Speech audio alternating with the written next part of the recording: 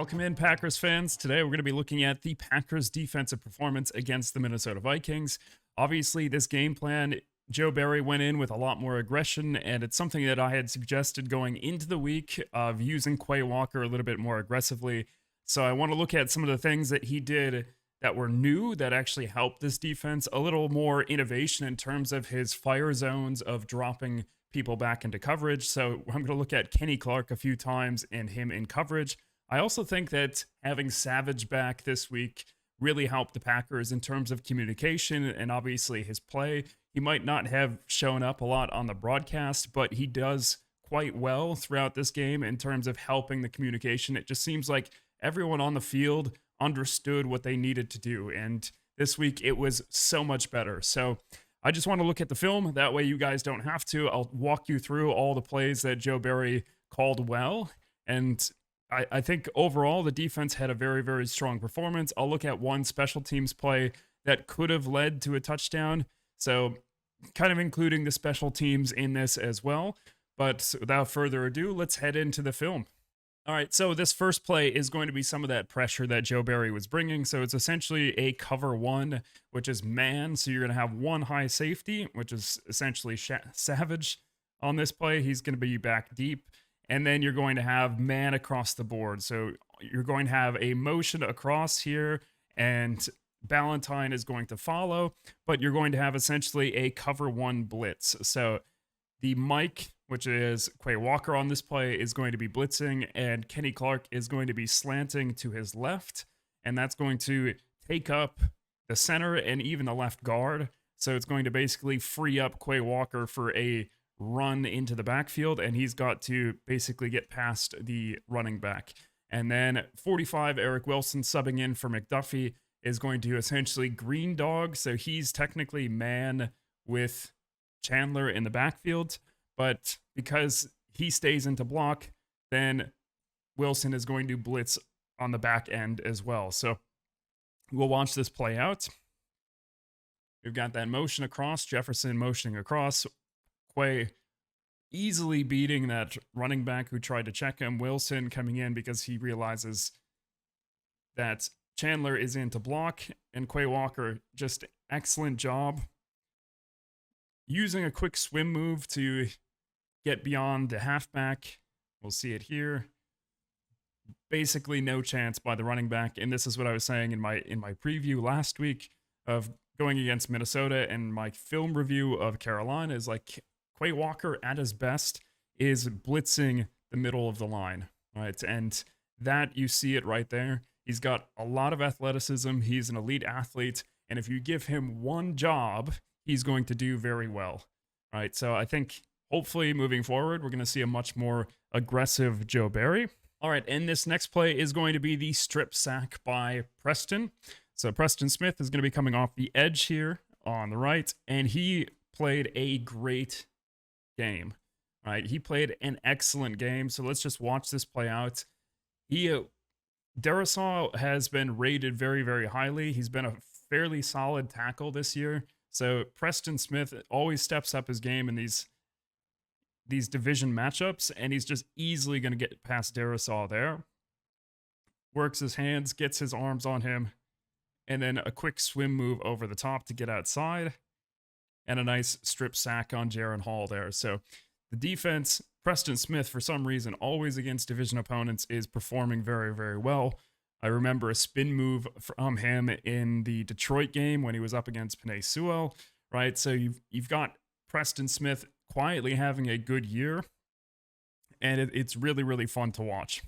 All right, so this next play, I want to highlight Slayton. So he does a very good job of using his hands here to shed and basically gets tripped up, but this is going to be a play action by the Vikings. So they're essentially going to play this as this is a power run play. So they're going to pull out this guard on the left side as if they're doing a power run to that right side, but it's just going to be a play action.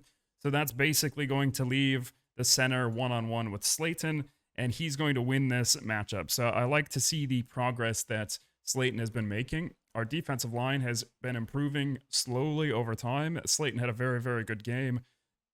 So he's going to beat Bradbury here easily with that swim move again.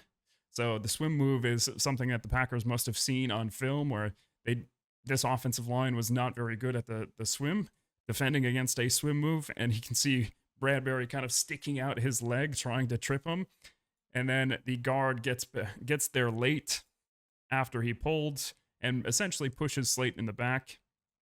So Slayton's going to fall there, and unfortunately there is a completion, but just wanted to kind of highlight Slayton's progress.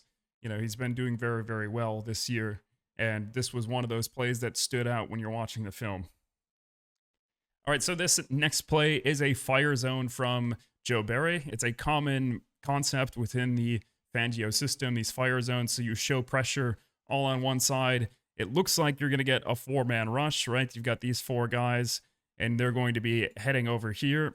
And this is going to force a slide protection. So you're going to see the protection of Minnesota that's going to be sliding to the right. They've got three on three here. So these guys are essentially going to have to slide over to help that side.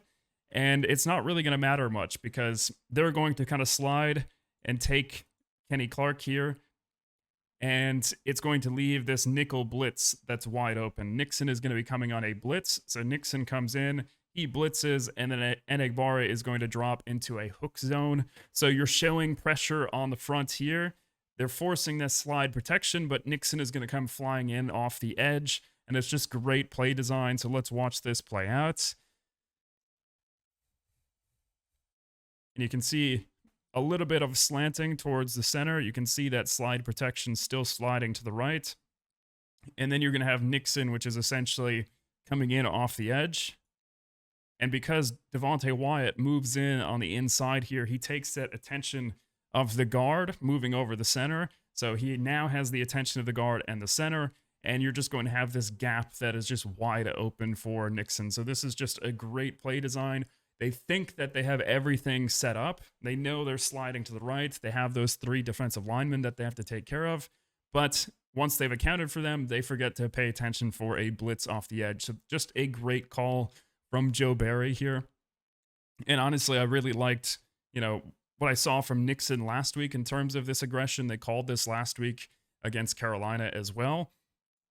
And, he's done quite well. I've been pretty impressed with Nixon in the slot, and he's been playing very, very well for, someone who was last year just a return specialist, now has a much bigger role in the defense, and he's been playing very, very well.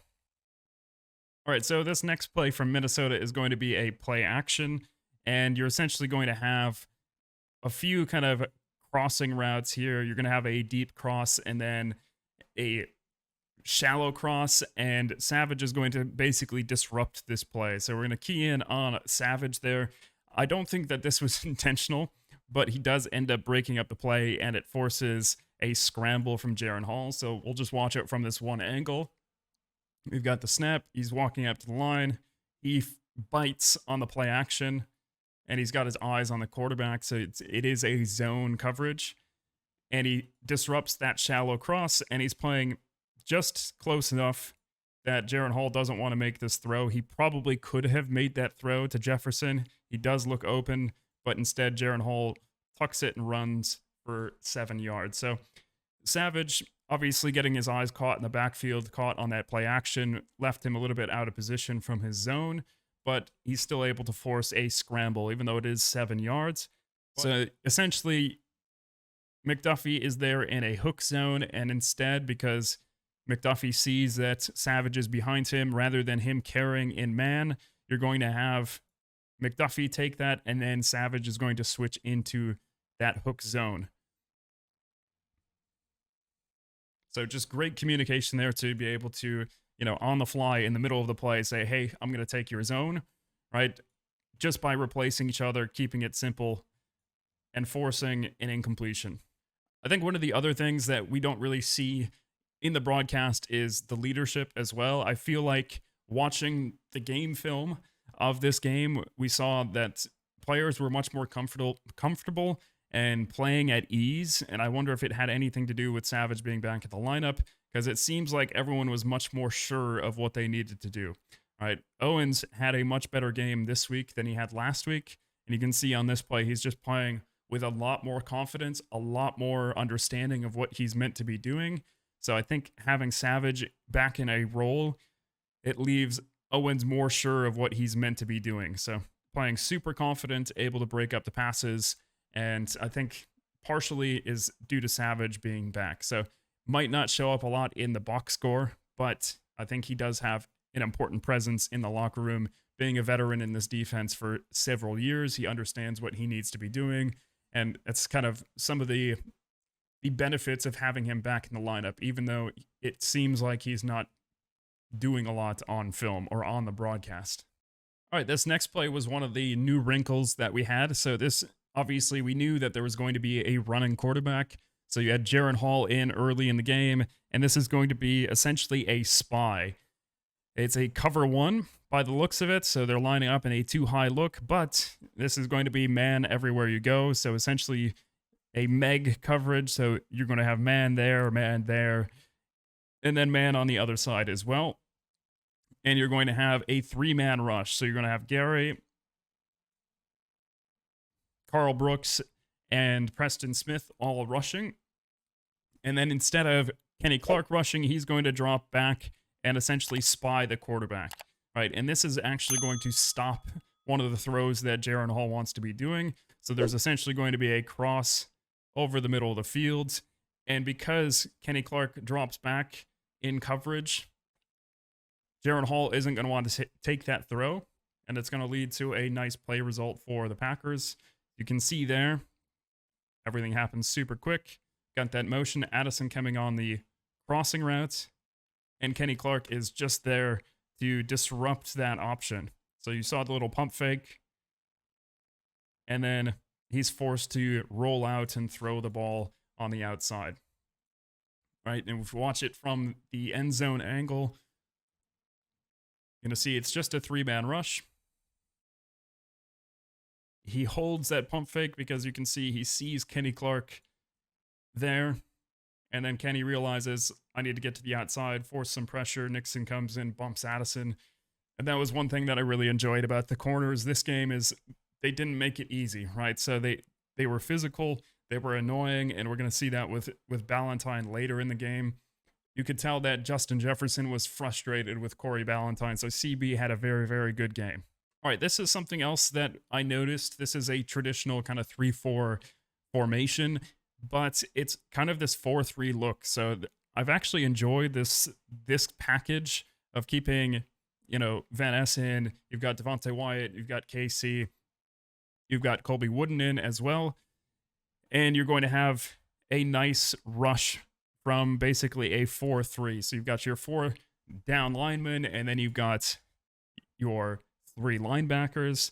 And instead of, rushing any of these linebackers, you're going to just rush that 4-3 look. So it's becoming more and more of like a hybrid defense. So Barry is adjusting, and that's actually a very, very good thing for the Packers.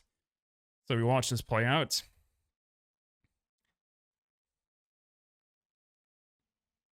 And we get a nice sack from this as well. So he does bring pressure on this as well. So Enagbare is man with this tight end. He's making sure that he doesn't go out for a passing route. McDuffie, he decides to blitz because he's green dogging the running back, but the running back stays in for protection, so he makes contact with him. And Kenny Clark wins his battle on the inside to force that step up by Jaron Hall. And just a great job by the defense here. So everyone winning their matchups. Kenny Clark just working against Bradbury. Gets enough, uses the hands to shed, gets out, and then forces Jaron Hall to step away and gets a collective sack there with Colby Wooden and Lucas Van Ness. All right, this next play is going to be a traditional cover 3 look. So you're going to have one deep third, another deep third, Savage, another deep third. So you've got your 2 safeties here kind of rolled over. And then you're going to have these hook zones in the middle. So Quay Walker technically is the curl to flat, but there's not going to be a lot of routes out there. You've got a hook zone in the middle from McDuffie, and then you're going to have the other curl to flat by Ballantyne. And this is just going to be good eyes, good patience, and good discipline in staying in their zone. So Green Bay was doing a good job of matching up between a match zone and a traditional zone. This is a traditional zone, and you're going to see the double crossing route that we've seen a couple times already. That double crossing route, Ballantyne is on the outside here, and you can see that that forces a bad throw. So Jaron Hall doesn't want to lead his receiver because Ballantyne is in position to cut that off, to break that up. So he throws it to the back shoulder, which makes it a much more difficult catch, and it bounces off his hands, and Ballantyne is just in perfect position to intercept it. So what seems like a lucky bounce is really happening because Ballantyne really put himself in a good position. So he sees the second cross, keeping his eyes on the quarterback. Hall obviously sees the DB that's on the outside, so he throws it back shoulder, and it bounces up in the air, and he's keeping everything in front of him, doing what you do in a traditional zone, and just a very, very good play by Corey Ballantyne. All right, here we've got another cover 3 look, so you're going to have deep third, you're going to have a buzz weak, essentially, and then you're going to have the safety rotate to the other deep third, so you're going to have those 3 deep. Savage is going to be coming up, and you're actually going to be blitzing the nickel as well. So Keyshawn Nixon is going to be blitzing on this play. Savage is responsible for anything in this kind of middle hook zone. So you're going to see right after the snap is going right now. Right after that snap, Savage is going to burst up, and then you're going to have these deep thirds. So these outside DBs are responsible for anything going deep, and you're going to see a good transition from Ballantyne here from what is a zone coverage. So you see him keeping his eyes on the quarterback, and then as soon as the ball is released, he's going to transition into man, right? So instead of playing the ball, he wants to make sure that he's finding his receiver. A little bit blurry. Wants to make sure that he's finding his receiver, so he gets his hands on him, doesn't push him, but he's able to see when Jefferson is going up for the catch, so he turns around and gets his hand up to swat it away. So just really good play by Ballantyne here to transition from that zone coverage, keeping your eyes on the quarterback, to as soon as the ball is released, now he's turning, making sure that he's finding Jefferson, got his head around to be able to break that up. So Ballantyne did a very, very good job on Jefferson for the entire game. And, Carrington Valentine as well, also annoying him. I mentioned it earlier. So here we're going to highlight Mr. Kenny Clark. So Kenny Clark, a very, very good move here. So Kenny Clark and the defensive front was just very, very impressive on the day. So we'll take a quick look from this angle. Gets his hands, extends the arms, and then is able to get a quick shed. So in that run blocking scenario, he gets his hands on him, extends, and then he's able to create that distance he needs to get off the block and shed in order to tackle the runner. So just prototypical run block or run shed there, getting his hands out, getting engaged, looking around the shoulder, and able to get off the block in order to make the tackle. So really, really good job by Kenny Clark there. All right, next play, I want to highlight looking at Lucas Van Ness. So one thing that I've really liked about him on film is his high motor. So he's been playing very, very well. He's never really out of the play. So even though there's going to be a somewhat long run, you can see he was containing his edge in case there was a cutback. But as soon as he saw the run going super far the other way, he's going to kind of cut back and make this play. So he's setting the edge here on Darasaw at first, just in case there might be a reverse. And then you're going to see him fly out from the other end of the screen and make that tackle. So one thing that we like to see from Lucas Van Ness, he might not always be winning every single rep, which you shouldn't expect from a rookie anyways, but he does a very good job of chasing things down, has good pursuit, has a very, very high motor, and that's what we like to see in those rookies. All right, again, we're going to be focused on Mr. Kenny Clark. Just an absolute beast up front, and he's going to be able to tip this ball as well. So just a great move, and then also a great veteran move as well to be able to get his hands up here. He knows he's not going to be able to get the sack because he's been picked up by the running back. He's already beat one guy. He's not going to be quick enough to beat the second guy. So good hands there to get around, gets picked up by Madison. And instead of going for the sack, he gets his hands up and he hits the elbow. So he smacks the elbow of Nick Mullins there, and it's going to force a duck that Quay Walker almost intercepts. So just a very good job up front by Kenny Clark, and he was just overall impressive this game. All right, next we've got Devontae Wyatt, who I want to highlight. This was just an incredible play by him. So he's going to have great hands on this play and just win the rep immediately. Just completely using the weight against the center. It ends up being a completion anyways, but we'll see it from the other angle why this rep is so impressive. In pass rush, he's been very, very good. He had a few reps as well in the run game where he's showing some improvement, but this is why you like to see him as an interior rusher, right? So Wyatt on those third down situations, able to knock people down, push them off balance, and get some pressure on the quarterback. Although results in completion, that's still something that when you look at the film, it's like, man, that was a really good job. Fights off the first guy, gets to the second, knocks him down, and just a great job overall. All right, and the last defensive play before I move into the special teams is going to be looking at Carrington Valentine. Again, this is garbage time. It's at the end of the game, so you're not going to necessarily see a lot here, but you're going to see how frustrated Jefferson is. So even though this is, 12 yards down the field, on the end zone, the ball is in the air. Valentine's got his eyes on it. He's just making contact with Jefferson. Jefferson doesn't even turn around as if the ball is heading his way. And you're just going to see Jefferson kind of looking around, in frustration, really. So you can tell up to this point that these Packers DBs were really aggressive in man coverage. They were annoying the entire game. He's losing in a big blowout. So Jefferson wasn't too happy, not expecting anything to go his way. And of course, you've got Nixon and Valentine that are celebrating after locking him down. All right, last one that I'm going to show you is the kick return that could have been a touchdown for Minnesota. So special teams, not quite defense, but we'll include it anyways. We're going to highlight Benny Sapp here.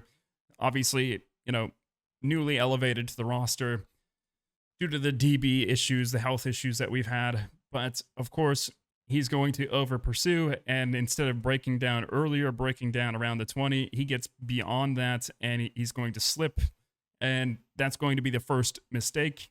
And of course, we've got another missed tackle by 30 there, another missed tackle by Owens, and then Melton is the one who ends up tripping him up. Melton gets pushed down in this block. He's turning, dives for him, and he does just enough to trip him up to prevent a touchdown, because realistically, if he gets beyond Owens and Melton, Carlson isn't going to stop him. No one else is going to stop him, and that's going to be an easy touchdown for Minnesota. So that was one of the big potential plays that Minnesota had that luckily the special teams was able to, make up for it. So not only was Melton a huge part on offense, but he's also the reason why there wasn't a kick return touchdown in this game. So pretty impressive from him overall on special teams and on offense. All right, so that's going to do it for today's video. I hope you guys enjoyed it. So make sure if you do like this kind of content of looking at the film, I get to look at the film for you so that you can see from a different angle what the Packers are doing. And hopefully it helps understand the game a little bit better, because there are some things that you can see on here that you don't see on the broadcast. All right, so if you guys enjoy this type of content, I'm going to keep making it. Hopefully you guys can, follow along, subscribe, and get more content like this. I do film reviews for the offense, the defense, and also do previews of looking at the Packers' upcoming matchups. Hopefully I can look at a few more games this year. Hopefully the Packers are able to defeat the Bears this upcoming week, which I'm going to be doing a preview for this and releasing it very, very soon. And hopefully I can preview the playoff matchup afterwards, but don't want to get too far ahead of ourselves. Thank you so much for watching. I appreciate it, and I will see you guys in the next video.